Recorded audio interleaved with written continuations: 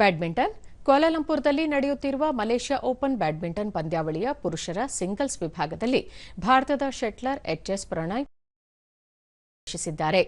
ಮೊದಲ ಸುತ್ತಿನ ಪಂದ್ಯದಲ್ಲಿ ಅವರು ಕೆನಡಾದ ಬ್ರಿಯಾನ್ ಯಾಂಗ್ ಅವರನ್ನು 21-12, 17-21 ಮತ್ತು 21-15 ಸೆಟ್ಗಳಿಂದ ಪರಾಭವಗೊಳಿಸಿದರು.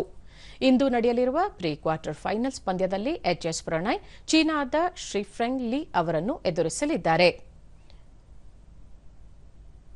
ಇನ್ನು ಮಹಿಳೆಯರ ಸಿಂಗಲ್ಸ್ ವಿಭಾಗದಲ್ಲಿ ಭಾರತದ ಮಾಳವಿಕಾ ಬಾನ್ಸೋಡ್ ಎರಡನೇ ಸುತ್ತು ಪ್ರವೇಶಿಸಿದ್ದಾರೆ. ಅವರು ಮಲೇಷ್ಯಾದ ಜೀನ್ ವಿ ಗೋ ಅವರನ್ನು 21-15, 21-16 ನೇರ ಸೆಟ್ಗಳಿಂದ ಸೋಲಿಸಿದರು. ಮತ್ತೊಂದೆಡೆ ಮಿಶ್ರ ಡಬಲ್ಸ್ ವಿಭಾಗದಲ್ಲಿ ಭಾರತದ ಧ್ರುವ್ ಕಪಿಲಾ ಮತ್ತು ತನಿಷಾ ಕ್ಯಾಸ್ಟ್ರೋ ಜೋಡಿ ಪ್ರೀ ಕ್ವಾರ್ಟರ್ ಫೈನಲ್ಸ್ ಪ್ರವೇಶಿಸಿದ್ದಾರೆ.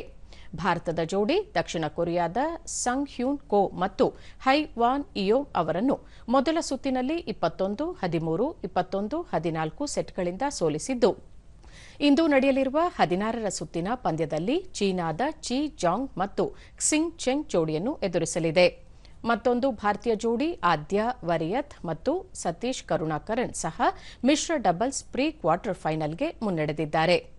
32ರ ಸುತ್ತಿನ ಪಂದ್ಯದಲ್ಲಿ ಅವರು ತಮ್ಮ ದೇಶದವರೇ ಆದ ಅಮೃತ್ ಪ್ರಮುಥೇಶ್ ಮತ್ತು ಅಶಿತ್ ಸೂರ್ಯ ಅವರನ್ನು 21-13, 21-15 ಸೆಟ್ಗಳಿಂದ ಸೋಲಿಸಿದರು.